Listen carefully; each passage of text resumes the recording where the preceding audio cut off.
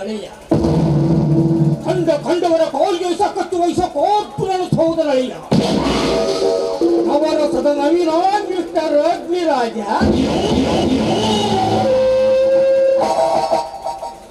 ಬಾಬಾ, ನಿನ್ನ ಮಗಳು ಅಂಬಿಕಾ ಅರ್ಥಾತ್ ನನ್ನ ಭಾವಿ ಪತ್ನಿ ಮುಂದಿನ ದಿನಗಳಲ್ಲಿ ನನ್ನ ತುಮ್ಮನದ ರಾಣಿಯಾಗಿ ನನ್ನ ರಥ ಮಂಚದ ಗೊಂಬೆ ಹೇಳಿಕೆ ತಿಲೋತ್ತಮೆ ಆಗುತ್ತಾಳೆಂದು ನೀರು ತಿಳಿದುಕೊಂಡಿದ್ದರೆ ಅದು ನಿನ್ನ ಭ್ರಮೆ. ಅದು ಎಂದಿಗೂ ಸಾಧ್ಯವಿಲ್ಲ. ಅದು ಈ ಅಗ್ನಿ ನೀ ಹೇಳಿದಂತೆ ಕೇಳುತ್ತಾನೆಂದು ನೀ ತಿಳಿದುಕೊಂಡಿದ್ದರೆ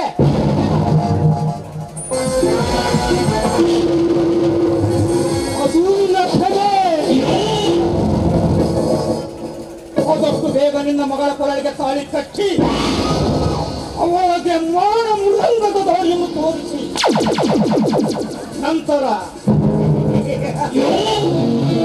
ನನ್ನ ಕಲ್ಲು ಪಟಾಯಿಸಿ ನನ್ನ ಗೆಳೆಯನ ತಂಗಿ ಮೌಲಿಕಳೊಂದಿಗೆ ರಸದ ಮಂಚವನ್ನೇರಲಿಲ್ಲ ಅಂದ್ರೆ ನನ್ನ ಹೆಸರು ಅಗ್ನಿ ರಾಜನೇ ಅಲ್ಲ.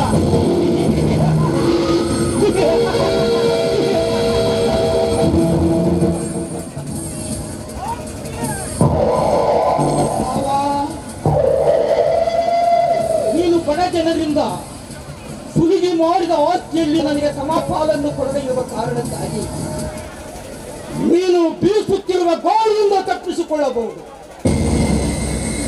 ಹರಿಯುತ್ತಿರುವ ನೀರಿನಿಂದ ತಪ್ಪಿಸಿಕೊಳ್ಳಬಹುದು. ಆದರೆ ಈ ಅಗ್ನಿ ಕೈಯಿಂದ ತಪ್ಪಿಸಿಕೊಳ್ಳಲು ಸಾಧ್ಯವೇ ಇಲ್ಲ. ಆದಷ್ಟು ಬೇಗ ಇಂದು ನಿನ್ನ ಮುದ್ದಾದ ಮಗಳು ಅಂಬಿಕಾ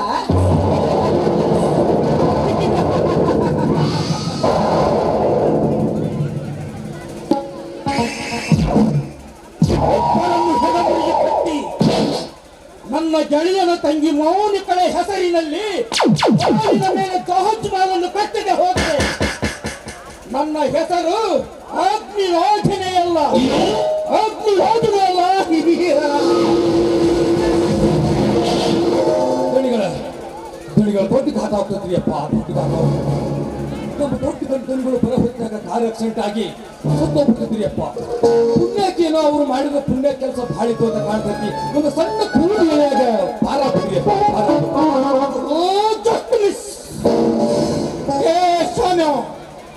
ಈ ಅಗ್ನಿಯೊಂದರ ಬೆಂಕಿ ಅಲ್ಲಿ ಮುಚ್ಚದ ಹೋಗಿ ಸಾಯ್ತಿಲ್ಲ ಅಂದಂಗ ಶ್ಯಾಮ್ಯ. ಹೇಳಿ ದನಿಗಳ ಹೇಳಿ, ಕೇಳ್ತ ಹೇಳಿಯಪ್ಪ, ಕೇಳ್ತ ಹೇಳಿ. ಮಾವ ಅರ್ಜುನನ್ನು ಬಹುದನ್ನು ಮುಗಿಸಲು ನಿನಗೆ ಹಣ ಎಷ್ಟು ಬೇಕು ಕೇಳು, ಕ್ಷಣ ಮಾತ್ರದಲ್ಲಿ ನೀಡುತ್ತೇನೆ. ಆದರೆ ನಾಳೆ ಬೇರೆ ಬೆಳೆ ಕರಿಯದ್ರೊಳಗ ಆ ಮಗನ ಉಂಟ ನನ್ನ ಪಾದದೊಡಿಗೆ ಬೇಕು. ಏನ್ ಹೇಳಕತ್ತೀರಿಯಪ್ಪ, ಏನ್ ಹೇಳಕತ್ತೀರಿ?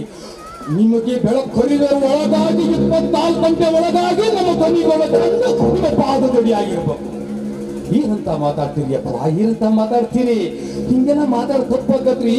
ಅನ್ನಾದಿನ ಮನೆಗೆ ದ್ರೋಹ ಮಾಡದ ಕೆಲಸ ನಾನು ಯಾವತ್ತೂ ಮಾಡಲ್ರಿಯಪ್ಪ. ಶ್ಯಾಮ್ಯ, ನೀನು ಬಾಯಿ ಮಾತಿಂದ ಹೇಳಿದ್ರೆ ಕೇಳೋದಲ್ಲ.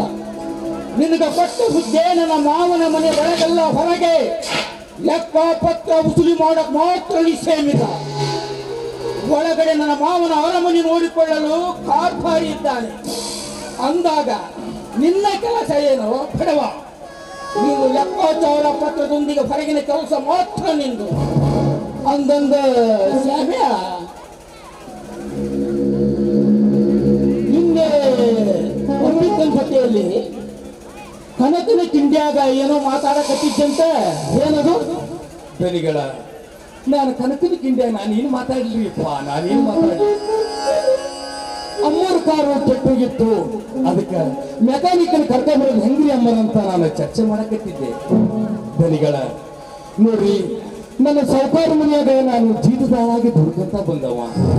ಅಂತದ್ರಾಗ ನನ್ನ ದನಿಗಳು ಏನ್ ಹೇಳ್ತಾರೋ ಅದಷ್ಟು ಕೇಳವ.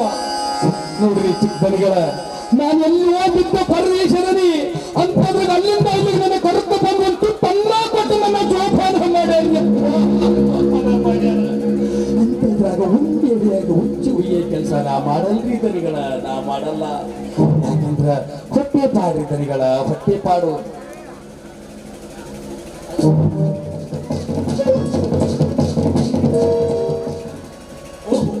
ದನಿಗಳು ಬಂದವು.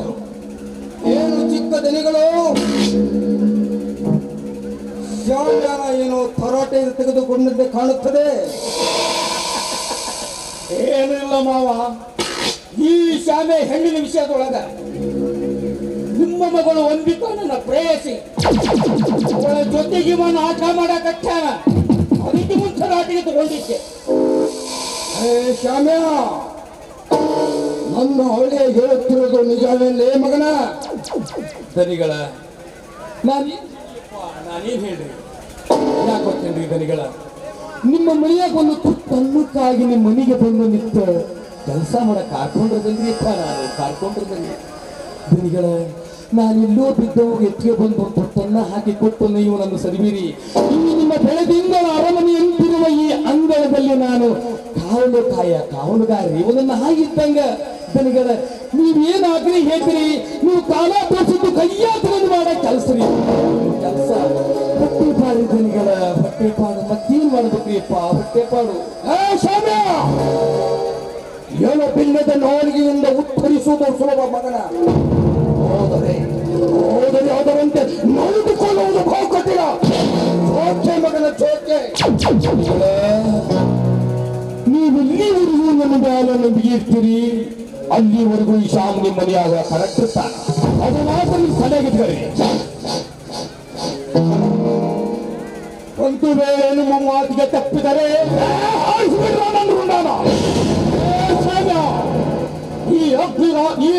ಈ ಅರ್ಜುನನ ಸೌದಗಳಿಗೆ ಅಗ್ನಿರಾಜ ಒಂದು ಬಾರಿ ವಾರ್ನಿಂಗ್ ಮಾಡಿದಂದ್ರೆ ಮುಗಿಡಿ ಸುತ್ತು 10 ಹಳ್ಳಿ ಜನಕ್ಕೆ ನಡುಕ ಹುಟ್ಟುತ್ತೆ. ಅಂಥದ್ರಲ್ಲಿ ನನಗೆ ಪ್ರತಿ ಉತ್ತರ ಹೇಳ್ತಿಲ್ವೇ ಬಡವ?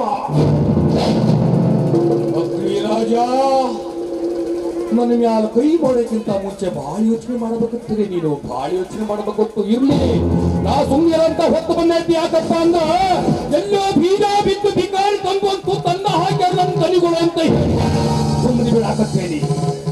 ಅಗ್ನಿರಾಜ, ಒಂದು ತನ್ನಕ್ಕ ತೊಂದು ಬಟ್ಟೆಗ ಮನೆ ಬಂದು ಸೇರ್ಕೊಂಡೇನೆ. ನಾನು ದುಡಿಯೋ ಜಾಗ ಯಾವ್ದು ಆಗಿರ್ಲಿ, ನಾನು ಎಂತವನ ನನ್ನ ಮೈ ಮುಟ್ಟಿರಿ, ನನ್ನ ದೊಡ್ಡ ಪಣಿಗಳು ಏನ್ ಹೇಳಿರ್ತಾರೋ ಅದು ಕೆಲಸ ಮಾಡದಷ್ಟೇ ಕೆಲಸ.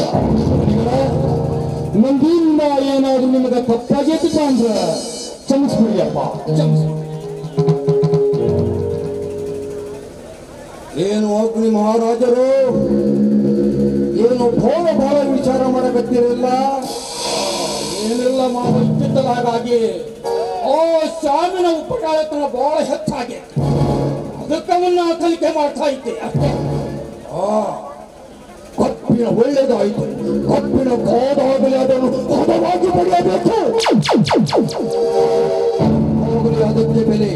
ಆ ಅಗ್ನಿ ಬರುತ್ತಾ ಶಾಮಿನ ಚಲನ ಮೊದಲುಗಳು ಏರುಪೇರಾದಂತೆ ಕಾಣುತ್ತದೆ.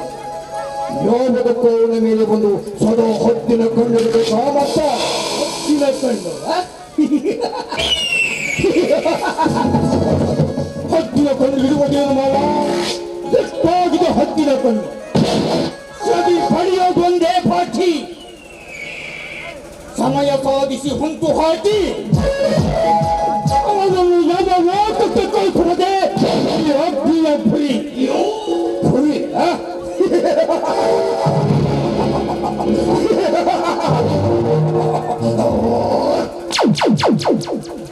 ಒಂದೇ ಇದ್ದರೂ ಸಾಲದು ಅಗ್ನಿ, ಒಂದೇ ಇದ್ದರೂ ಸಾಲದು. ಗುರಿಗೆ ಕೈ ಇರಬೇಕು, ಕೈಗೆ ಕಣ್ಣಿರಬೇಕು. ಕಣ್ಣಿದ್ದಾಗಲೇ ವ್ಯಕ್ತಿಯು ಹೇಗಾದರೂ ಮಾಡಿಕೊಳ್ಳಬಹುದು.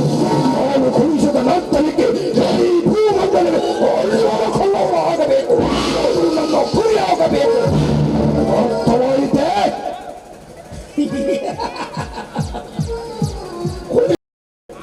ಗುರಿ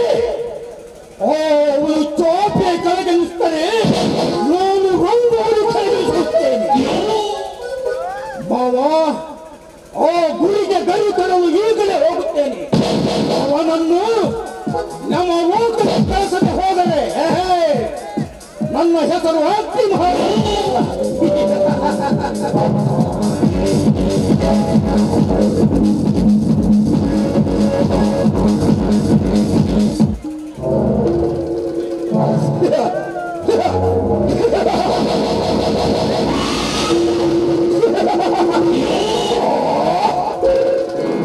ಹೋಗು ಕೊಲ್ಲಿ ಹೋಗು. ನನ್ನ ಕಣ್ಣೆದರಿಗೆ ಹುಟ್ಟಿದ ಬಚ್ಚ ಕಣೋ ನೀನು, ಬಚ್ಚ. ನಿನ್ನದೇನಾದರೂ ಉಚ್ಚಿಯಲ್ಲಿ ಮೀನು ಹುಡುಕುವ ಕೆಲಸ ಮಾತ್ರ ನಿನ್ನದು. ಹೋದರೆ ಹೆಚ್ಚಿನ ಕೆಲಸ ಇಡೀ ಜಗತ್ತಿನ ನನ್ನ ಕೆಲಸ. ಅಂದ ಹಾಗೆ ನಿನ್ನ ಕೆಲಸ ನಿನ್ನದು, ನನ್ನ ಕೆಲಸ ನನ್ನದು. ಮೊಟ್ಟ ಮೊದಲಿಗೆ ಶಾಮ್ಯಾನ ಮತ್ತು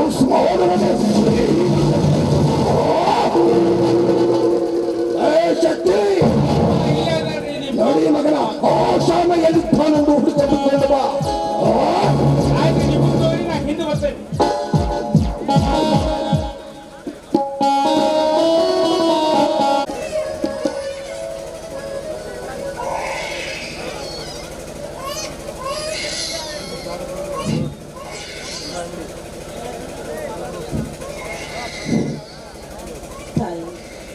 ಆದಿಶಕ್ತಿ ಜಗಜ್ಜನನಿ, ನಮ್ಮ ಮನದಲ್ಲಿ ನಮಗೆ ಏಕಿಂತ ಬಾಧೆಯನ್ನು ತಂದೊಡ್ಡಿದ್ದಾರೆ.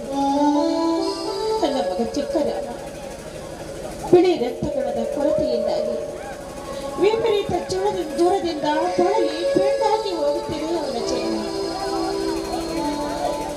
ಕಲಗುಡಿ ಚಾಟಿಯನ್ನು ಕಳೆದು ನನ್ನ ಹಿರಿಯ ರಾಮ ಇದ್ದಿದ್ರೆ ಇವತ್ತು ನಮಗೆ ಎಂತ ಪರಿಸ್ಥಿತಿ ಬರುತ್ತದೇ ಇರಲಿಲ್ಲ.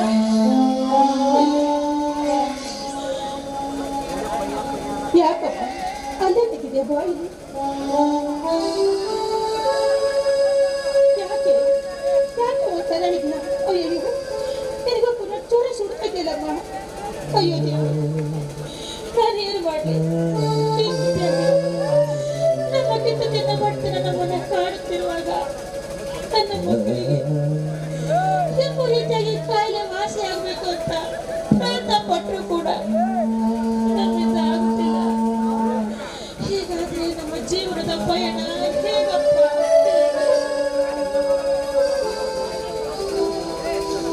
ಅಮ್ಮ, ನನ್ನ ಮತ್ತು ತಮ್ಮನ ಹುಟ್ಟುಹಬ್ಬದ ಕೇಕ್ ಕತ್ತರಿಸುವುದು ಎಷ್ಟು ಹೊತ್ತಿಗಿದೆ ಅಮ್ಮ? ಅಯ್ಯೋ ಕಂದ, ಯಾಕಮ್ಮ ಬೇಜಾರು ಮಾಡ್ತೀಯ? ನಿಮ್ಮಪ್ಪ ಕೇರಳಕ್ಕೆ ಕೆಲಸಕ್ಕೆ ಅಂತ ಹೋಗಿದಾರಲ್ಲ, ಅವರು ಬರೋಷ್ಟರಲ್ಲಿ ನಾಳೆ ಅನ್ನೋಲ್ಲಿ ಬಂದ್ಬಿಡ್ತಾರೆ. ಅವರು ಬಂದ್ಮೇಲೆ ನಿಮ್ಮಿಬ್ಬರನ್ನ ಆಸ್ಪತ್ರೆಗೆ ತೋರಿಸಿ ಕೇಕ್ ಕಟ್ ಮಾಡಿ ಹಾಗೇನೆ ರಕ್ಷಾಬಂಧನ ಹಬ್ಬವನ್ನು ಆಚರಿಸೋಣ, ಆಯ್ತೆ? ಆಯ್ತು ಅಮ್ಮ. ಅಮ್ಮ, 3 ದಿನದಿಂದ ನೀರನ್ನು ಬಿಟ್ಟರೆ ಏನೂ ಕುಡ್ದಿಲ್ಲ ಅಮ್ಮ. ಅಮ್ಮ, ನನಗೆ ತುಂಬಾ ಹಸುವಾಗುತ್ತಿದೆ. ಯಾರಾದರೂ ಮನೆಯಲ್ಲಿ ಸ್ವಲ್ಪ ಕುಡಿಯಲು ಗಂಜಿ ಇದ್ದರೆ ಕೊಡಿಸಮ್ಮ. ಅಯ್ಯೋ ದುರ್ಭೀತಿ, ಭೀತಿ ಅಂತ ವಿಪರ್ಯಾಸ. ನನ್ನ ಮಗಳು ಹೆತ್ತವರ ಮುಂದೆ ಪಶು ಅಂತ ಹೇಳ್ತಾ ಇದ್ರೆ ಕರಳು ಕಿತ್ತು ಬರುತ್ತೆ ತಾಯಿ, ಕರಳು ಕಿತ್ತು ಬರುತ್ತೆ.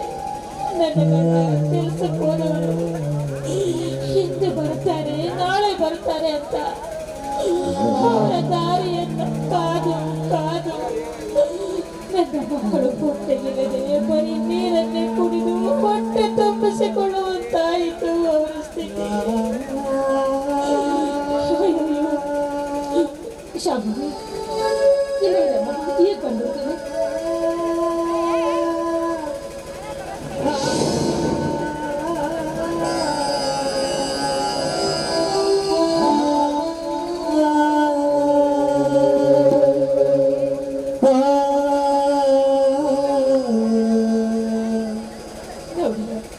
ನೀವೆಲ್ಲ ನನ್ನ ಅಕ್ಕ ತಂಗಿಯರು, ನೀವೆಲ್ಲ ನನ್ನ ಅಣ್ಣ ತಮ್ಮಂದಿರು, ನೀವೆಲ್ಲ ನನ್ನ ತಂದೆ ತಾಯಿಯರು. ಒಂದು ಕಾಲದಲ್ಲಿ ವಿಪರೀತ ಶ್ರೀಮಂತಿಕೆಯಿಂದ ಬದುಕಿ ಬಾಳಿದಂಥವರು ನಾವು. ಆದರೆ ಅತಿಯಾದ ವಿಶ್ವಾಸದಿಂದಾಗಿ ನಾವು ಈಗ ಬೀದಿಗೆ ಬಂದ್ಬಿಟ್ಟಿದ್ದೇವೆ. ನಿಜ ಹೇಳಬೇಕಂದ್ರೆ ನನ್ನ ಮಕ್ಕಳಿಂದ ತುತ್ತಿನ ಗಂಜಿಗೂ ಕೂಡ ಗತಿ ಇಲ್ಲದ ನಿರ್ಗತಿಗರಾಗ್ಬಿಟ್ಟಿದ್ದೀವಿ ನಾವು. ನೋಡಿ, ಈ ನನ್ನ ಮಕ್ಕಳು ನನ್ನ ಮಕ್ಕಳಲ್ಲ, ನಿಮ್ಮೆಲ್ಲರ ಮಕ್ಕಳು ನಿಮ್ಮ ಮಕ್ಕಳು ಅಂತ ತಿಳ್ಕೊಂಡು ದಯವಿಟ್ಟು ಭಿಕ್ಷೆ ಕೊಡಿ. ನೀವು ಕೊಡೋ ಭಿಕ್ಷೆಯಿಂದಾಗಿ ನನ್ನ ಮಕ್ಕಳು ಹೊಟ್ಟೆ ತುಂಬ ಒಂದು ಹೊತ್ತು ಗಂಜಿನಾದ್ರೂ ಊಟ ಮಾಡೋ ಹಾಗಾಗಿ ಇಲ್ಲ ಅಂತ ಹೇಳ್ಬೇಡಿ. ದಯವಿಟ್ಟು ನಿಮ್ಮೆಲ್ಲರಲ್ಲೂ ಕೈ ಮುಗಿದು ಕೇಳ್ತೇನೆ, ಭಿಕ್ಷೆ ಕೊಡಿ, ಭಿಕ್ಷೆ.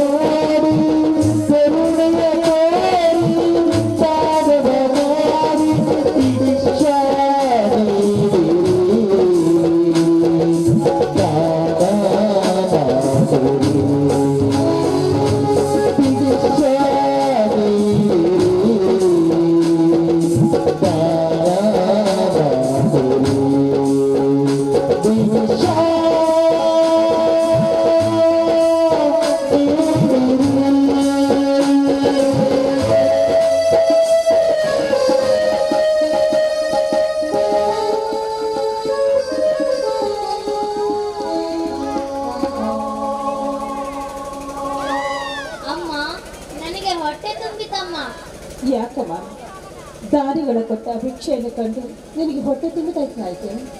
ಇಲ್ಲಮ್ಮ, ಅದು ಅಮ್ಮ ಅಲ್ಲಿ ಅಪ್ಪಾಜಿ ಬರ್ತಿದ್ದಾರೆ.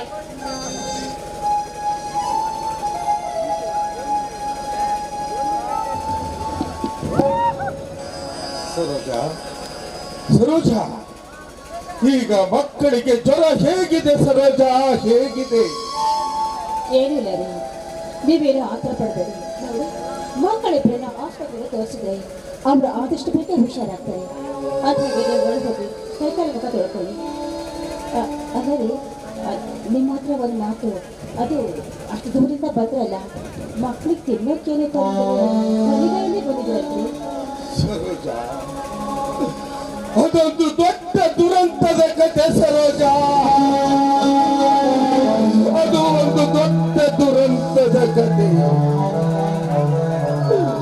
ನಾನು ಬರುವಾಗ ಈ ಅರ್ಬದದ ಮಳೆಯ ನಿಮಿತ್ತವಾಗಿ ನಮ್ಮ ಬಸ್ಸು ನದಿಯಲ್ಲಿ ಬಿದ್ದು ಮುಳುಗಿ ಹೋಯಿತು ಸರೋಜಾ. ಅದರಲ್ಲಿ 4 ರಿಂದ 5 ಜನ ಮಾತ್ರ ಈಜಿ ದಡ ಸೇರಿದೆ. ಹಣ ಬಟ್ಟೆ ಎಲ್ಲವೂ ನೀರಿನಲ್ಲಿ ಕೊಚ್ಚಿ ಹೋಯಿತು ಸರೋಜಾ, ಕೊಚ್ಚಿ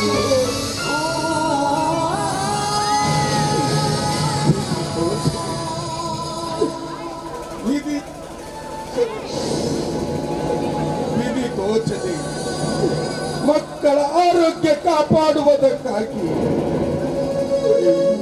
ಮಕ್ಕಳ ಆರೋಗ್ಯ ಕಾಪಾಡುವುದಕ್ಕಾಗಿ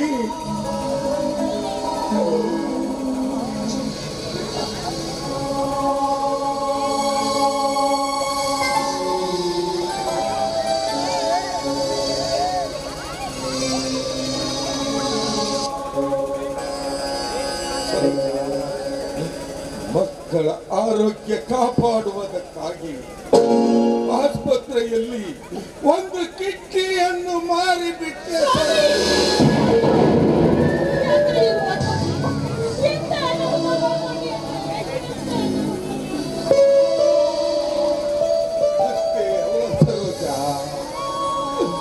ಕಿಡ್ನಿಯನ್ನು ಮಾರಿ ಬರುವಾಗ ದಾರಿಯಲ್ಲಿ ಮೂರ್ಛೆ ಹೋಗಿ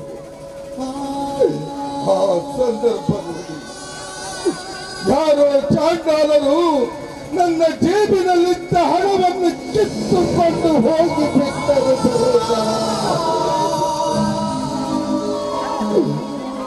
ವಿಧಿ ತೋಚದೆ ಅವರಿವರ ಕೈ ಕಾಲು ಹಿಡಿದು ಭಿಕ್ಷೆ ಬೇಡಿ ಬಸ್ಸಿಗೆ ಹಣ ಎಸೆದುಕೊಂಡು ಬಂದಿದ್ದೇನೆ ಸರೋಜ.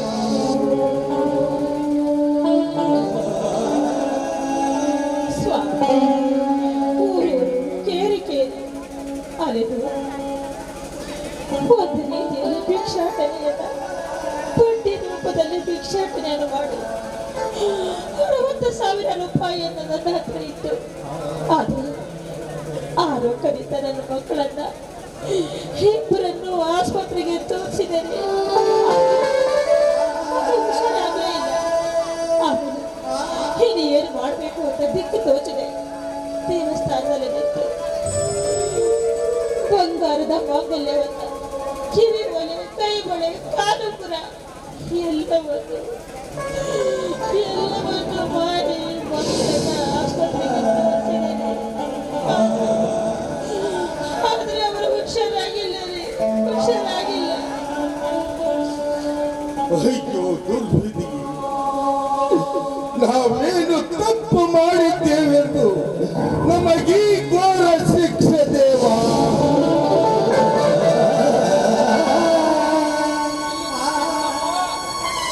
ನಿಲ್ಲಿಸು. ನಾನು ಕಾರ್ಯಾಪರದನ್ನು ನೋಡ್ಬಿಟ್ಟು ಹೊಸದಾಗಿ ಕೆಲವೊಂದಿಷ್ಟು ಡೈಲಾಗ್ ಹೊಡೆಯಕತ್ತಿಯಲ್ಲ ನೀನು. ಏನು ನಿನ್ನ ಡೈಲಾಗ್ ಕೇಳಿ ನಮ್ಮ ಗೌಡ್ರಿಗೆ ದುಡ್ಡು ಕೊಡೋದು ಬಿಟ್ಟು ಹೋಗಂತ ಮಾಡ್ಕೊಂಡೇನು? ಶ್ರೀಧರಪ್ಪ, ಇದು ಆಳುವರ ಕಾಲ, ಆಳಿಸ್ಕಲೇಬೇಕು, ಏನು ಮಾಡಕ್ಕಾಗಲ್ಲ. ನೋಡು ಶ್ರೀಧರಪ್ಪ, ನಮ್ಮ ಧನಿಗಳಿಗೆ ಇನ್ನೂ ನೀವು 5 ಲಕ್ಷ ರೂಪಾಯಿ ಕೊಡ್ಬೇಕು. ಅದನ್ನು ಕೊಟ್ಟು ಬಿಡ್ರಿ, ತಗೊಂಡು ಹೋಗ್ಬಿಡ್ತಾರೆ. ಅಲ್ಲಿ ಮಠ ಮಾತ್ರ ಬಿಟ್ಟು ಹೋಗೋ ಮಾತಾಡಲ್ಲ. ನೋಡಿ ಸಾಮಾನ್ಯದವರೇ, ನೀವು ತಿಳಿದು ಮಾತನಾಡುತ್ತಿರುವರೋ ಅಥವಾ ತಿಳಿಯದೆ ಮಾತನಾಡುತ್ತಿರುವರೋ ನನಗೊಂದೂ ಅರ್ಥ ಆಗ್ತಾ ಇಲ್ಲ. ಸಾಮಾನ್ಯದವರೇ, ನೀವು ನಮ್ಮ ಮನೆಗೆ ಸಾಲ ವಸೂಲಿಗೆಂದು ಪದೇ ಪದೇ ಬಂದಾಗ ನಾನು ನಿಮಗೊಂದು ಸತ್ಯವಾದ ಸಂಗತಿಯನ್ನು ಹೇಳಬೇಕೆಂದುಕೊಂಡಿದ್ದೆ. ಆದರೆ ಆ ಅರ್ಜುನ ಗೌಡ ನಿಮ್ಮ ಜೊತೆ ಇರುವುದರಿಂದ ಅದನ್ನು ಹೇಳಲಾಗಲಿಲ್ಲ. ಆದರೆ ಈಗ ಆ ಅವಕಾಶ ಸಿಕ್ಕಿದೆ. ನೀವು ಅನುಮತಿ ಕೊಟ್ಟರೆ ಒಂದೆರಡು ಮಾತಿನಲ್ಲಿ ಹೇಳಿ ಮುಗಿಸುತ್ತೇನೆ. ಚಾಮರಾಜನವರೇ, ಹೇಳಿ ಮುಗಿಸುತ್ತೇನೆ. ಆಯ್ತು ರೀ ಯಜಮಾನ್ರ, ಆಯ್ತು. ನೀವು ತೊಡೆ ತಟ್ಟ ನೋಡಿದ್ರೆ ನಂಗೆ ಹೊಟ್ಟೆ ಕಳ್ತು ಕಟ್ಟಾಗ್ತವ್ಯಪ್ಪ. ಆದ್ರೆ ಬಹಳ ಸಂಕಟ ಆಗಿದ್ರಿ ಅಂತ ನನಗೆ ಗೊತ್ತಾಗತ್ತೈತಿ. ಆಯ್ತಪ್ಪ, ಆಯ್ತು. ನೀವೇನು ಹೇಳ್ಬೇಕಂತ ಇದ್ದೀರಿ ನೋಡ್ರಿ, ಹೇಳ್ಬಿಡ್ರಿ, ಹೇಳಿ. 30 ವರ್ಷಗಳ ಹಿಂದೆ ಸುತ್ತ 7 ಹಳ್ಳಿಗಳಿಗೂ ಅಗರ್ಭ ಶ್ರೀಮಂತರ ಮನೆತನ ನಮ್ಮದು. ಆದರೆ ನನ್ನ ತಂದೆ ತಾಯಿಗೆ ನಾನೊಬ್ಬನೇ ಮಗ. 20 ಕೂರಿಗೆ ಜಮೀನ್ದಾರರ ಕುಟುಂಬ ನಮ್ಮದು. ಚಾಮಣ್ಣನವರೇ, ನಾನು ಹಾಗೂ ಆ ನಿಮ್ಮ ಅರ್ಜುನ ಗೌಡ ಒಂದೇ ಶಾಲೆಯಲ್ಲಿ 2ನೇ ತರಗತಿಯಲ್ಲಿ ಓದುತ್ತಿರುವಾಗ ವಿದ್ಯುತ್ ಸ್ಪರ್ಶದಿಂದ ನನ್ನ ತಂದೆ ತಾಯಿಯರನ್ನು ಕಳೆದುಕೊಂಡ.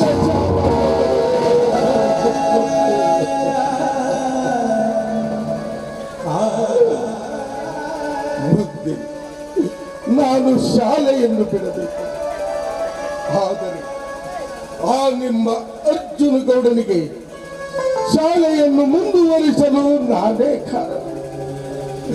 ಯಾಕೆಂದರೆ ಒಂದೊತ್ತಿನ ತುತ್ತಿಗೂ ಗತಿ ಇರಲಿಲ್ಲ ಆ ನಿಮ್ಮ ಅರ್ಜುನ ಗೌಡನಿಗೆ.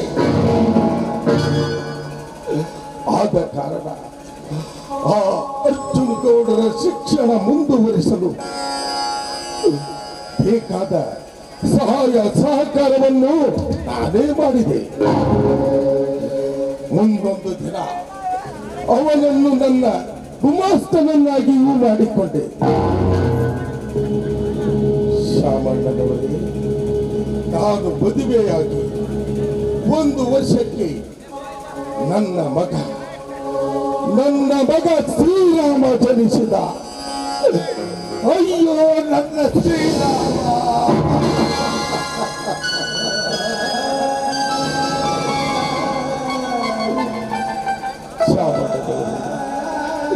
ನನ್ನ ಶ್ರೀರಾಮ 2 ವರ್ಷದವರಿದ್ದಾಗ ಆ ಕಲ್ಲಗುಟ್ಟಿಯ ಕೆಂಚಮ್ಮ ಜಾತ್ರೆಗೆ ಹೋದಾಗ ರಾತ್ರಿ ಕಳೆದು ಹೋದ ಚಾಮಡ್ಡದವರೇ ಕಳೆದು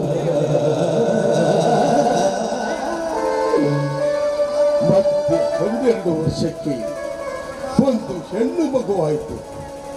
ಇವಳೇ ಈ ನನ್ನ ಯಜಮಾನ್ರ, ನಿಮ್ಮ ಮಾತು ಕೇಳಿದ್ರ ಬಹಳ ಕನಿಕರ ಬರಕತ್ತೈತ್ರಿ ಅಪ್ಪ. ದನಿಗಳ ಯಾಕಪ್ಪ ಅಂದ್ರ ಜಗಳ ಮಾಡಿದರೆ ಜೈಲು ವಾಸು, ಜಗಳ ಮಾಡದಿದ್ದರೆ ಜೈಲುಗಳೆಲ್ಲ ದೇವರ ಮಂದಿರಗಳಾಗುತ್ತಿದ್ದವು. ಹುಟ್ಟಿದೆಯೋ ಅಲ್ಲಿ ಜಗಳವಿದೆ, ಎಲ್ಲಿ ದುಡ್ಡಿಲ್ಲ ಅಲ್ಲಿ ಜಗಳವಿಲ್ಲ. ನಿನ್ನ ಮಗ ಹಂಗಾಡಕತ್ತೆ ಅವ್ರನ್ನ. ಯಾಕಪ್ಪ ಅಂದ್ರೆ ಅದೇ ರೊಕ್ಕನ ಅವಾಗಿದ್ದಾಗ ನಿಮ್ಮ ಹತ್ರ ಇಟ್ಟಿದ್ರ ನಾನು ಹೆಂಗ ನಿಮ್ಮ ಮನೆ ರೊಕ್ಕಕ್ಕೆ ಬಂದ ನೋಡು. ಆ ನನ್ನ ಮಗ ಬಂದು ನಿಮ್ಮ ಕಾಲು ಹಿಡಿತಿದ್ದ. ಯಜಮಾನ್ರ ಇಲ್ರಿ, ಆದ್ರೆ ಅವಾಗ ನೋಡ್ರಿ ನೀವು ದೊಡ್ಡ ಶ್ರೀಮಂತರು, ಈಗ ನೋಡ್ರೆ ಬಡವರು. ಹೆಂಗ್ರಿ ಅಪ್ಪ ಹೆಂಗ? ಅದನ್ನ ನಾನು ಹೇಳ್ತೇನೆ ಶಾಮಣ್ಣವ್ರೆ. ನೀವು ಜಾಸ್ತಿ ಮಾತಾಡಿ ಆಯಾಸ ಮಾಡ್ಕೋಬೇಡಿ. ಅಲ್ಲಿ ಎಲ್ಲಾದ್ರೂ ಒಂದ್ ಕಡೆ ಹೋಗಿ ಕೂತ್ಕೊಳ್ಳಿ. ಹೌದು ಶಾಮಣ್ಣವ್ರೆ, ನನ್ನ ಗಂಡ ಹುಟ್ಟು ಶ್ರೀಮಂತತನದಲ್ಲೇ ಹುಟ್ಟಿದವರು, ಶ್ರೀಮಂತಿಕೆಯಲ್ಲೇ ಬೆಳೆದವರು ಕೂಡ. ಹಾಗಿರುವಾಗ ಅವರಿಗೆ ಓದೋದಕ್ಕೆ ಬರೆಯೋದಕ್ಕೆ ಬರುತ್ತಿರಲಿಲ್ಲ. ಆಗ ನಮ್ಮ ಎಲ್ಲ ಲೆಕ್ಕಾಚಾರವನ್ನು ಕೂಡ ನಿಮ್ಮ ಅರ್ಜುನ ಗೌಡ್ಗೆ ನೋಡ್ತಾ ಇದ್ರು. ಅವರ ಮೇಲೆ ಅಪಾರವಾದ ಪ್ರೀತಿ, ಸಿಕ್ಕಾಪಟ್ಟೆ ವಿಶ್ವಾಸ ಕೂಡ ನನ್ನ ಗಂಡನಿಗೆ. ಆಗ ನಾವು ಕೂಡ ಆ ಕಲಗಟ್ಟಿ ಜಾತ್ರೆಯಲ್ಲಿ ನನ್ನ ಮಗನನ್ನು ಕಳೆದುಕೊಂಡು ಸದಾ ಕಾಲ ಅದೇ ದುಃಖದಲ್ಲೇ ಇರ್ತಿದ್ದೆ. ಯಾವ ವಿಷಯದ ಬಗ್ಗೆ ಅವರನ್ನ ಕೇಳುತ್ತಿರಲಿಲ್ಲ. ಅದೇ ಒಂದು ನೆಪ ಹಿಡಿಕೊಂಡು ಆ ನಿಮ್ಮ ಗೌರು ನಿನಗೆ 10 ಸಹಿಯನ್ನ ನನ್ನ ಗಂಡನ ಕೈಯಿಂದ ಹಾಕಿಸ್ಕೊಳ್ತಾ ಇದ್ದ. ಅದು ಯಾಕೆ ಅನ್ನೋದು ಕೂಡ ಗಮನಕ್ಕೆ ಬರ್ತಾ ಇಲ್ಲ. ಎಲ್ಲ ಮುಗಿದು ಬರಬರ್ತಾ 3 ತಿಂಗಳಲ್ಲಿ ನಮ್ಮ ಸರ್ವ ಆಸ್ತಿಯನ್ನು ಕೂಡ ಆ ಗೌಡನ ಕೈವಶವಾಯಿತು. ಸರ್ಕಾರದ ಕಣ್ಣಿಗೆ ಮಣ್ಣು ಹೆಚ್ಚಿ ಆ ಸಕಲ ಆಸ್ತಿಯನ್ನು ತನ್ನ ಹೆಸರಿಗೆ ಮಾಡಿದಂತ ಗೌಡ ನಮ್ಮ ಗಮನಕ್ಕೆ ಬರುವಷ್ಟರಲ್ಲಿ ಆಗಲೇ ನಮ್ಮ ತಲೆ ಮೇಲೆ 10 ಲಕ್ಷ ರೂಪಾಯಿ ಸಾಲವನ್ನು ತೋರಿಸಿದ್ರು. ನನ್ನ ಗಂಡ ಅದರಲ್ಲಿ 5 ಲಕ್ಷ ರೂಪಾಯಿ ಸಾಲವನ್ನು ಹೇಗೋ ಅಲ್ಲಿ ಇಲ್ಲಿ ಕೂಲಿ ಮಾಡಿ ಸಾಲ ಮೂಲ ಮಾಡಿ 5 ಲಕ್ಷ ರೂಪಾಯಿನ ಕೊಟ್ಟರು. ಇದೆಲ್ಲ ನಿಮ್ಗೆ ಗೊತ್ತಿಲ್ಲ, ನನಗೆ ಗೊತ್ತಿಲ್ಲ. ಇಷ್ಟೆಲ್ಲ ಆದ್ರೂ ಕೂಡ ಇನ್ನು 5 ಲಕ್ಷ ರೂಪಾಯಿ ಕಟ್ಟ ಪುಸ್ತಕ ಪಟ್ಟಿ ಮನೆಯ ಬಾಗಿಲುವರೆಗೂ ದುಡ್ಡು ವಸೂಲಿಗೆ ಅಂತ ಬಂದ್ಬಿಟ್ಟಲ್ಲ ಶಾಮಣ್ಣ. ಅಮ್ಮ ಅಮ್ಮ, ನನ್ನ ಕ್ಷಮಿಸ್ಬಿಡಿ ಬೇವ, ನನ್ನ ಕ್ಷಮಿಸ್ಬಿಡಿ. ನನಗೇನು ಗೊತ್ತಿದ್ದಿಲ್ಲ ಈ ತರ ಪರಿಸ್ಥಿತಿ ಅಂತ ಐತಿ ಅನ್ನೋದ್ರಲ್ಲಿ ನಾನು ಯಾಕೆ ಬರ್ತಿದ್ದೀನಿ ಅವ್ವ, ನನ್ನ ಕ್ಷಮಿಸ್ಬಿಡಪ್ಪ. ಅಪ್ಪ ಶ್ರೀಧರಪ್ಪನರ, ನಾನು ಇದೆಲ್ಲ ಗೊತ್ತಿದ್ದಾಗ ನಾನು ನಿಮ್ಮನ್ನು ಬಹಳ ಕರ್ಮ ಕೊಂಡೋಗಿ ನಿಮ್ಮನ್ನು ನೋಡ್ಬಿಡ್ತಿದ್ದೆ. ಈಗ ನಾನು ತಪ್ಪು ಮಾಡಿದ್ದ ನನ್ನ ಕ್ಷಮಿಸ್ಬಿಡಿದ್ದಾರೆ.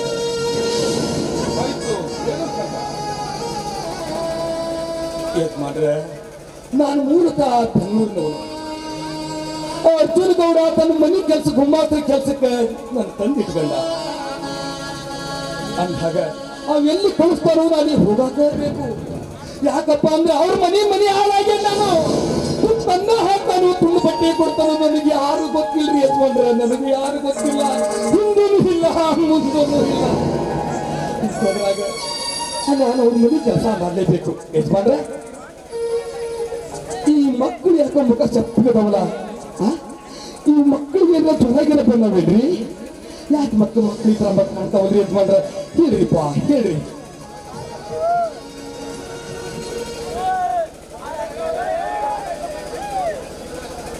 ಯಜಮಾನ್ರ, ಈ ಮಕ್ಕಳಿಗೆ ಏನಾರ ವಿಪರೀತ ಜ್ವರ ಬಂದವೇನ್ರಿ? ಸಾಮಾನ್ಯದವರೇ, ಇವರಿಬ್ಬರಿಗೂ ವಿಪರೀತ ಜ್ವರ. ಡಾಕ್ಟರ್ ಹೇಳಿದ ಪ್ರಕಾರ ಇವರ ಜ್ವರ ಅಪಾಯದ ಅಂಚಿನಲ್ಲಿದೆ ಎಂದು ಗೊತ್ತಾಗುತ್ತಿದೆ. ಸಾಮಾನ್ಯದವರೇ, ಗೊತ್ತಾಗುತ್ತಿದೆ. ಅಪ್ಪಾಜಿ, ನಾನು ತಮ್ಮನಿಗೊಂದು ನಿಮಗೊಂದು ಈ ರಕ್ಷಾಬಂಧನವನ್ನು ಕಟ್ಟುತ್ತೇನೆ. ಕೈ ಚಾಚಿರಿ ಅಪ್ಪಾಜಿ. ಮಗು ಶಾಂಭವಿ, ನನಗೆ ಕಮ್ಮ ಈ ರಕ್ಷಾಬಂಧನ. ನಾನೊಂದು ಬಿತ್ತು ಹೋಗುವ ಮರಣವೇ, ನಾನೊಂದು ಬಿತ್ತು ಹೋಗುವ ಮರ. ಹೀಗೋ ಈ ಶ್ರಾವಣ ಬಂದಿದ್ದಾರಲ್ಲ, ಈ ಅಣ್ಣನಿಗೊಂದು ಆ ಕಟ್ಟಿಲಲ್ಲಿರುವ ಆ ನಿನ್ನ ತಮ್ಮನಿಗೊಂದು ಕಟ್ಟು ತಂಗಿ. ಈ ನಿನ್ನಣ್ಣ ದುಡ್ಡು ಕೊಟ್ಟು ಕೊಡಬಹುದವೇ? ದುಡ್ಡು ಕೊಟ್ಟು ಕೊಡಬಹುದು. ಓಕೆ ಅಪ್ಪಾಜಿ.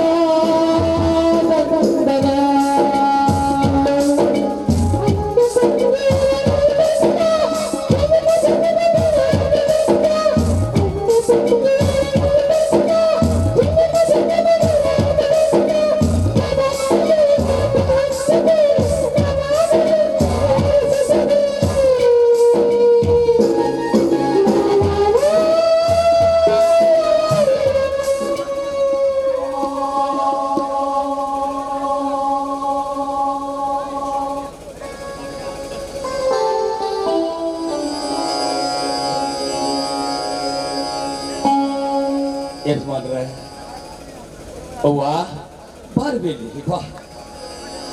ನನ್ನ ಜೀವನದಾಗ ಹುಟ್ಟಿಸಿದ ಅಪ್ಪ ಯಾರು, ತಾಯಿ ಯಾರು ಅಂತ ನಂಗೆ ಗೊತ್ತಿದ್ದಲ್ಲ. ಅರಿಷ್ಟು ಕೈ ಬೈದು, ಅರಿಷ್ಟು ಕೈ ಎಲ್ಲೋ ಬಿದ್ದ ಪರ್ಯಾಸಿ ಕೈ ಇವತ್ತು ರಾಕಿ ಕಂಡತಿ ಅಂದ್ರೆ ನಿಮ್ಮಿಂದ ಬೈಯುವ.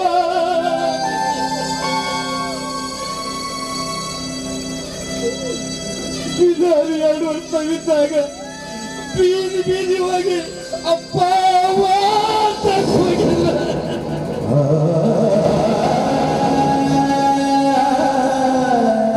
ಒಂದು ತುತ್ತ ನಾನು ಕೊಡ್ಲಿಲ್ಲ. ಅಪರೂಪಕ್ಕೆ ಮಗ ಅಂತ ತಿಳ್ಕೊಂಡಿಲ್ಲ, ಕೈ ರಾಕಿ ಕಳಿಸಿದ್ರಲ್ಲ. ಬಹಳ ಖುಷಿ ಆಯ್ತು, ಬಹಳ ಖುಷಿ ಆಯ್ತು. ತಂಗಿ ತಗೊಳವ, ನಿಮ್ಮ ಅಣ್ಣನ ಅಲ್ಪ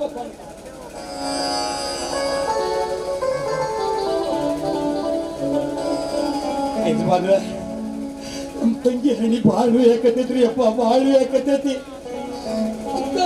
ಬಿಸಿ ನೋಯ್ತಿದ್ದ ಮಗ. ಯಜಮಾನ್ರ, ಆಸ್ಪತ್ರೆ ಕರ್ಕೊಂಡು ಹೋಗ್ರಿ, ಆಸ್ಪತ್ರೆ ಕರ್ಕೊಂಡು ಹೋಗ್ರಿ. ಯಾಕಂದ್ರೆ ಆ ದನಿಗಳು ಮತ್ತೆ ನಾನು ಎಲ್ಲಿ ಕಳ್ತಾರೆ ಹೇಳಕ್ಕಾಗಲ್ಲ. ಹಾರು ಬಿಟ್ಟು ಬಂದು ಒಟ್ಟು ವಿಚಾರ ಮಾತಾಡಂತ ದನಿಗಳ ಮೊದಲು ಆಸ್ಪತ್ರೆ ಕರ್ಕೊಂಡು ಹೋಗಿ ತರ್ರಿ. ಕೈಯಾಗ ಇನ್ನೊಂದು ಸ್ವಲ್ಪ ಅಕ್ಕಿ ಕೊಟ್ಟು ಹೋಗ್ಬಿಡ್ತೇನೆ. ನನ್ನ ತಂಗಿನ ಆಸ್ಪತ್ರೆ ಕರ್ಕೊಂಡು ಹೋಗ್ಬಿಡಿ.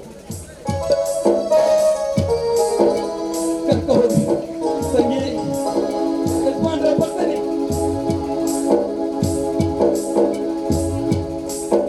ಆಯ್ತು ಶ್ರವಣ, ಹೋಗಿ ಬನ್ನಿ. ಆ ದೇವರು ನಿಮಗೆ ಒಳ್ಳೆಯ ಆರೋಗ್ಯಾಯಸ್ಸನ್ನು ಕೊಡಲಿ ಅಂತ ಕೇಳ್ಕೊತಾ ಇದ್ದಾರೆ. ಸ್ವಾಮಿ, ಮಕ್ಕಳಿಗಿಬ್ಬರಿಗೆ ವಿಪರೀತ ಜ್ವರ ಇದೆ. ಮೊದಲು ಅವ್ರನ್ನ ಕರ್ಕೊಂಡು ಆಸ್ಪತ್ರೆಗೆ ಹೋಗೋಣ.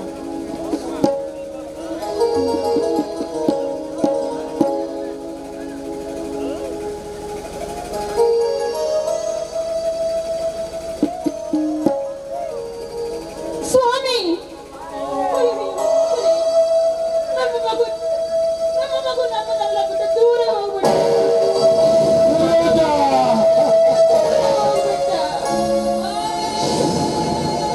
ಅಯ್ಯೋ ನನ್ನ ಕಂದ, ಓ ನನ್ನ ಶ್ರೀರಾಮ,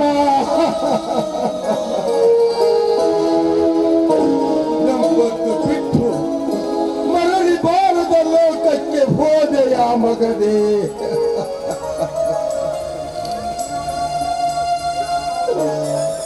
ನನ್ನ ಚಿಕ್ಕ ಶ್ರೀರಾಮ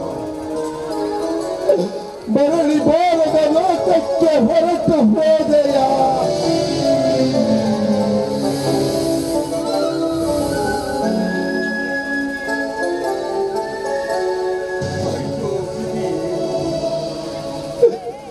ಕಲ್ಲು ಬಂಡೆಯಾಗಿ ಕುಳಿತಿರುವ ಓ ನನ್ನ ದೇವರೇ,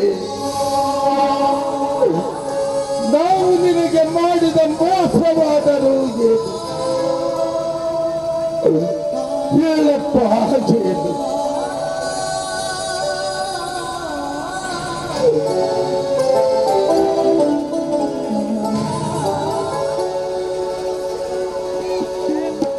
ಇಲ್ಲ ಇಲ್ಲ ಇಲ್ಲ, ದೇವರ ಭೂಮಿಯ ಮೇಲೆ ದೇವರೇ ಇಲ್ಲ.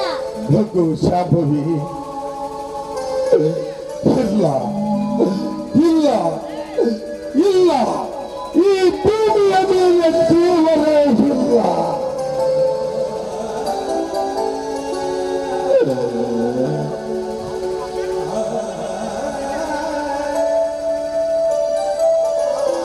ಅಯ್ಯೋ ದೇವರೇ, ಇದೆಂತ ಸರೋಜ, ನನಗೆ ತಡೆದುಕೊಳ್ಳಲಾಗುತ್ತಿಲ್ಲ ಸರೋಜ, ತಡೆದುಕೊಳ್ಳಲಾಗುತ್ತಿಲ್ಲ. ನನ್ನ ಹೊಟ್ಟೆ ನೋವಾಗ್ತಿದೆ ಸರೋಜ, ನೋವಾಗ್ತಿದೆ.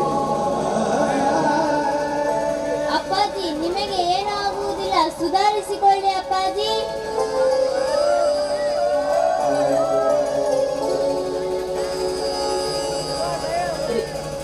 ನಿಮಗೆ ಏನೂ ಆಗುದಿಲ್ಲ, ಧೈರ್ಯ ತಂದ್ಕೊಳ್ಳಿ ಹತ್ರ, ಧೈರ್ಯ ತಂದ್ಕೊಳ್ಳಿ. ನೋಡಿ, ಶಾಂಭವಿನ ಕರ್ಕೊಂಡು ಆಸ್ಪತ್ರೆಗೆ ಹೋಗಿ ನಾನೇ ನನ್ನ ಮುತ್ತು ಕಂದ ನನ್ನ ಮಣ್ಣು ಮಾಡಿ ಬರ್ತೇನೆ.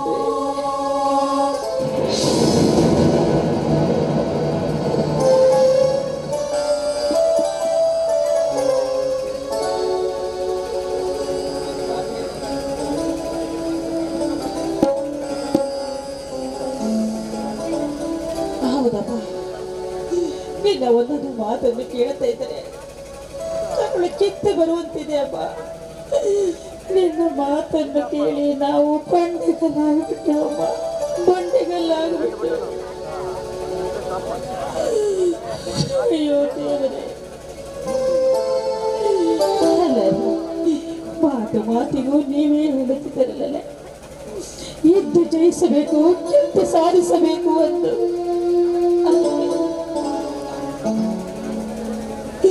ಸಮಾಧಾನ ತಗೊಳ್ಳಿ, ಧೈರ್ಯವಾಗಿರಿ ಅಂದ್ರೆ ಧೈರ್ಯವಾಗಿರಿ. ಧೈರ್ಯ ಧೈರ್ಯ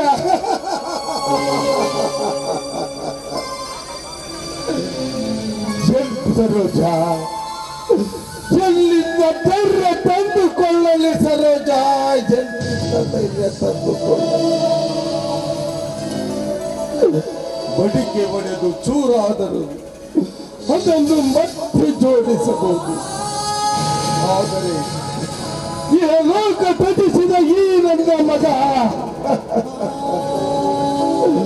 ಜನ್ಮ ಜನ್ಮಾಂತರ ಯುಗದಲ್ಲಿ ಮತ್ತೆ ಹುಟ್ಟಿ ಬರಲು ಸಾಧ್ಯವೇ ಸರೋಜ?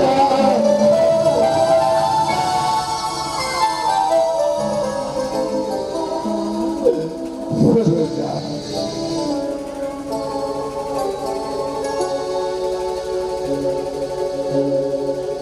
ಹೇಳು ಸರೋಜ, ಹೇಳು. ಇದ್ದ ಎರಡು ಗಂಡು ಮಕ್ಕಳನ್ನು ಕಳೆದುಕೊಂಡ ಪಾಪಿ ಕರ್ಮಿ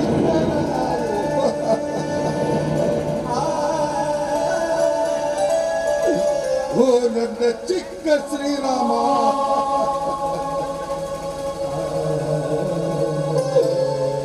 ಈ ಬಡವನ ಕುಡಿಸಲೆಂಬ ಅರಮನೆಯಲ್ಲಿ ಚಿಕ್ಕ ಯಜಮಾನನಾಗಬೇಕಾದವರು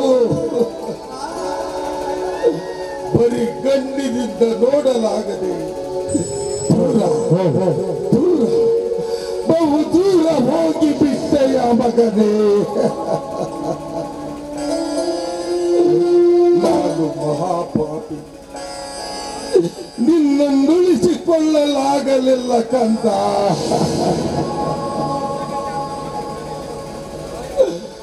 ಮುಂದಿನ ಜನ್ಮ ಅಂತ ಬಂದಿದ್ರೆ ನಿನ್ನ ಮಗನಾಗಿ ನಾನು ಹುಟ್ಟಿ ನನ್ನನ್ನು ಹೇಗೆ ಪರಿಪರಿಯಾಗಿ ಕೊಂದೆನೋ ಅದೇ ರೀತಿ ಚಿತ್ರ ಹಿಂಸೆ ಕೊಟ್ಟು ನನ್ನನ್ನು ಕೊಲ್ಲು ಕಂದ. ಸರೋಜ, ತೆಗೆದುಕೋ ಈ ಚಿಕ್ಕ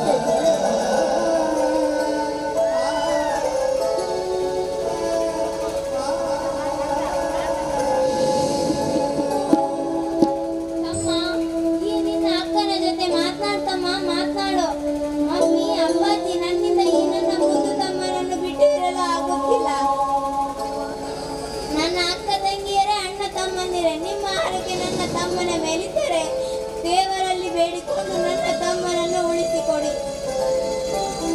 ಚಿಕ್ಕ ಶ್ರೀರಾಮ ಮುಂದಿನ ಜನ್ಮ ಹೊಂದಿದ್ದರೆ ಮತ್ತೆ ಅಕ್ಕ ತಮ್ಮನಾಗಿ ಹುಟ್ಟಿ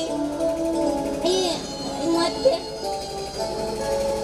ನಮ್ಮ ತಂದೆ ತಾಯಿಯ ಋಣ ತೀರಿಸೋಣ. ಈ ಗುಡಿಸಲೆಂಬ ಅರಮನೆಯ ಸಂದರ್ಭವನ್ನು ಬೆಳಗಿಸೋಣ. ಅಮ್ಮ ತೆಗೆದುಕೋ ಈ ನನ್ನ ಮುತ್ತು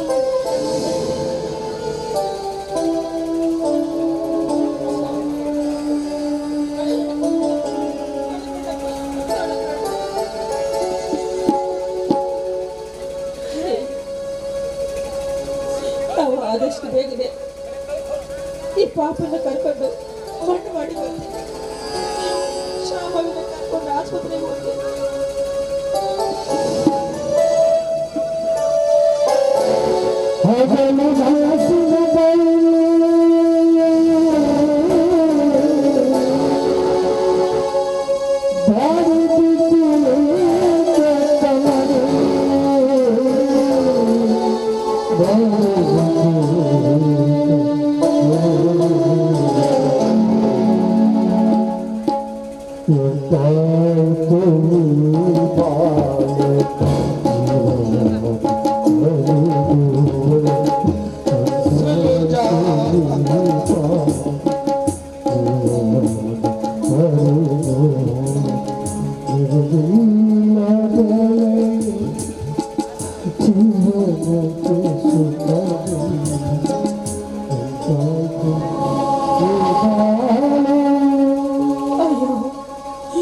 ಅಯ್ಯೋ ಕಂದ, ನಮ್ಮನ್ನು ಬಿಟ್ಟು ಬಹುದೂರ ಹೋಗ್ಬಿಟ್ಟು. ಅಯ್ಯೋ, ಹೆತ್ತ ಒಡಲಿನ ತಾಪವನ್ನ ಯಾವ ರೀತಿಯಾಗಿ ತಾಳಲಿದೆ ಕಂದ, ಯಾವ ತಾಳಲಿ? ಯಾವ ಜನ್ಮದಲ್ಲಿ ಯಾರಿಗೇನು ಪಾಪ ಮಾಡಿದೆ ಅಂತ ನನಗಿಂತ ಶಿಕ್ಷೆಯನ್ನು ಕೊಟ್ಟೆ ಮಗನೇ, ಇಂಥ ಶಿಕ್ಷೆಯನ್ನು ಕೊಟ್ಟೆ. ಅಯ್ಯೋ ದೇವಿ ಆದಿಶಕ್ತಿ, ನಿನ್ನ ಹರಕೆಯನ್ನ ನಾನು ಎಲ್ಲ ಮುಟ್ಟಿಸಿರುವೆ ತಾಯಿ. ಇಷ್ಟಾದರೂ ನಮ್ಮ ಮನೆತನಕ್ಕೆ ಇಂಥ ದುರಂತವನ್ನೇಕೆ ತಂದೆ? ನಮ್ಮನ್ನ ಈ ಸ್ಥಿತಿಗೆ ತಂದ ನೀನು ದೇವರಲ್ಲ, ನೀನು ದೇವರಲ್ಲ, ದೇವರಲ್ಲ, ನೀನೊಂದು ಕಾಡು ಕಲ್ಲು,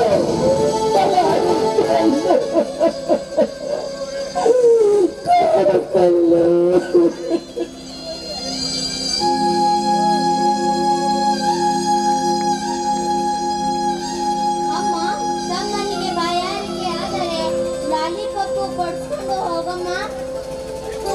ಅಯ್ಯೋ ಪರಮಾತ್ಮ, ನಮಗೆ ಕಪ್ಪ ಇಂಥ ಸ್ಥಿತಿ. ಒಂದು ಶಾಂಭವಿ, ಮೊದಲು ಆಸ್ಪತ್ರೆಗೆ ಹೋಗೋಣ ನಡೆಯಲ್ಲ. ಅಪ್ಪಾಜಿ, ನನಗೆ ಕುಡಿಯಲು ಒಂದು ಲೋಟ ನೀರು ಕೊಡಿ ಅಪ್ಪಾಜಿ. ಒಂದು ಶಾಂಭವಿ, ನೀನು ಇಲ್ಲೇ ಇರಮ್ಮ, ನಾನು ಒಳಗಡೆ ಹೋಗಿ ನೀರು ತರುತ್ತೇನೆ.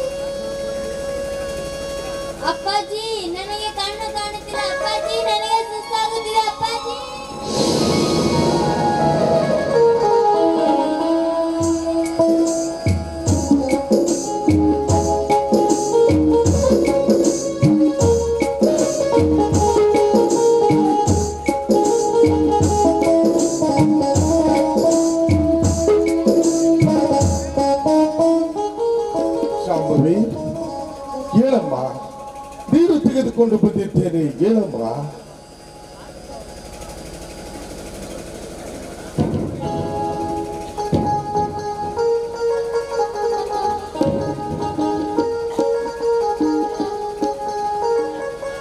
ಶಾಂಭವಿ ಮಗಳೇ, ಅಯ್ಯೋ ಶಾಂಭವಿ,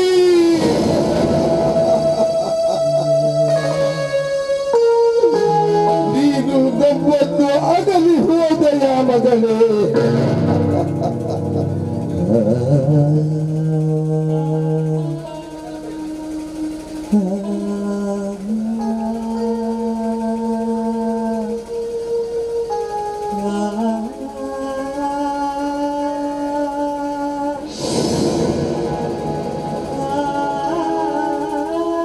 ಶಾಂಭವಿ,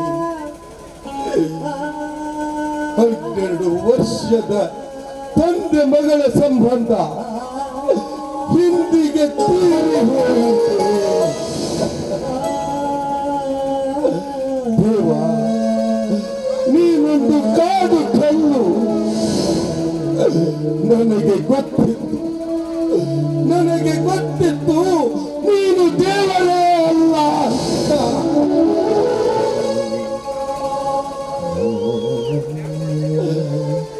ಮಗು, ನಾವು ದಂಪತಿಗಳಿಬ್ಬರು ನಮ್ಮ ಮಕ್ಕಳನ್ನು ಉಳಿಸಿಕೊಳ್ಳಲು ಪರಿಪರಿಯಾಗಿ ಕೂಗಿ ಕರೆದರು ನಮ್ಮ ಕೂಗು ನಿನಗೆ ಕೇಳಿಸಲಿಲ್ಲವೇ?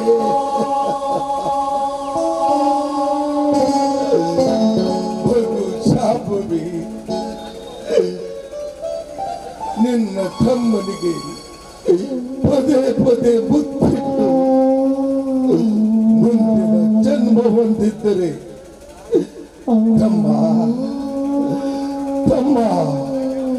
ನಾವಿಬ್ಬರು ಅಕ್ಕ ತಮ್ಮರಾಗಿ ಹುಟ್ಟಿ ಈ ತಂದೆ ತಾಯಿಯರನ್ನ ತೀರಿಸೋಣ ಎಂದಾಗಲೇ ಅರ್ಥವಾಯಿತು, ಸಂಪೂರ್ಣ ಅರ್ಥವಾಯಿತು ಮಗಳೇ, ಸಂಪೂರ್ಣ ಅರ್ಥ. ಅಯ್ಯೋ ಕೆಟ್ಟ ವಿಧಿಯೇ, ಸಾಕಪ್ಪ ಸಾಕು, ಈ ಜನ್ಮ ಸಾಕು.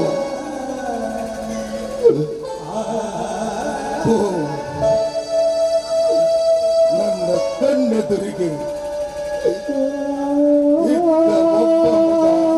ಕಳೆದು ಹೋದ. ಇನ್ನು ಇಬ್ಬರ ಮಕ್ಕಳ ಮಾರಣ ಹೋಬ.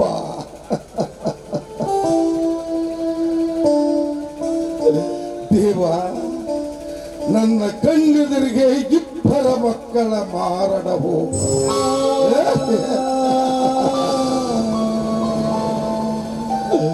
ಸರೋಜ, ನನ್ನ ಕಂದನೊಂದಿಗೆ ನಾನು ಬರ್ತಾ ಇದ್ದೇನೆ. ಸರೋಜ, ಬರ್ತಾ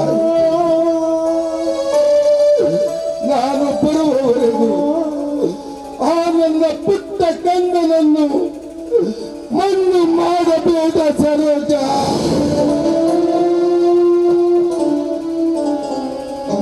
ನಗು ದೈತ